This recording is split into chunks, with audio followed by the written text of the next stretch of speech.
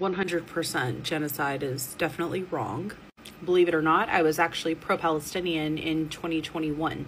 After October 7th, when I saw the deliberate intent to wipe out a population or a people, which is still going on today because that's what they're calling for, is to eradicate the Jewish people from the land. They refer to the sea, Arab is all you will see. That's the chant that they say.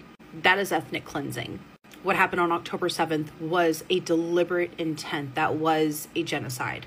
If the IDF had not stopped them, how far would they have gone? That's what you have to ask yourself. There's a huge difference in someone unaliving someone with their bare hands and doing it with glee and then bragging about it, and a people who have been targeted and are having to defend themselves against that deliberate intent to wipe them out. Especially when you have the leaders on public television clearly stating that their goal is to eradicate the Jewish people. That is deliberate intent. That is a genocide. A defensive war is not genocide. That's actually how I ended up becoming more pro-Israel, was because I saw the disinformation and propaganda being spread on the internet. I saw images, I reverse Googled and saw that they were images from Syria. I saw images and I saw a third arm, which would indicate it was AI. I saw stories with a picture or a video with absolutely no context and just a statement that that's what was happening, with no actual proof that that's what was happening. I saw the same thing happen on the far right with the Q conspiracy stuff, right? It was also anti-Zionist and anti-Jewish propaganda. So after October 7th happened, I very quickly noticed that it was basically the same thing. It was disinformation and propaganda being spread. It was basically the same information. It was just repackaged and presented a different way.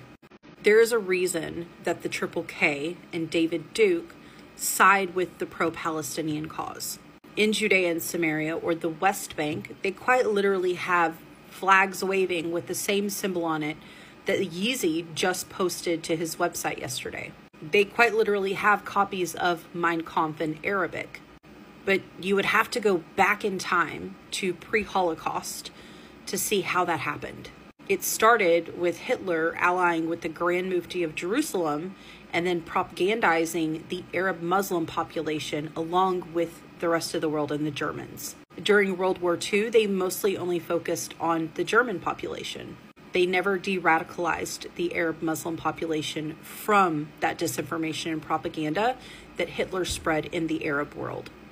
There is a dictionary written by a Yahtzee.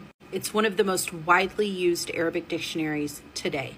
It was written with the intent to translate Mein Kampf into Arabic because they plan to use the Arab world to help them eradicate the Jewish people. That disinformation, that propaganda, that ideology is still living today in the Arab world, unfortunately. It's mostly in the radical Islamist groups, which is what Israel is fighting against today. And that's why it's important to have all the facts and research everything. Never go by what you're seeing on the internet.